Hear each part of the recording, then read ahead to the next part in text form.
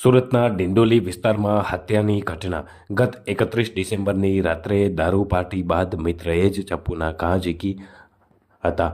23 વર્ષીય જતીન રાજેશ શિવારેનું સારવાર દરમિયાન મોત નીપજ્યું. મિત્રોએ દારૂ પાર્ટી કરી અને ત્યારબાદ હિમાંશુ નામના મિત્રએ જતીનને ચપ્પુના ઘા ઝીક્યા હતા.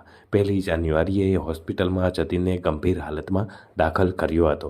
ત્યારે ગતરોજ સારવાર દરમિયાન જતીનનું મોત નીપજ્યું હતું. ત્યારે આ સમગ્ર મામલે પોલીસે પણ હત્યાનો ગુનો નોંધી અને હાલ વધુ તપાસ હાથ ધરી છે.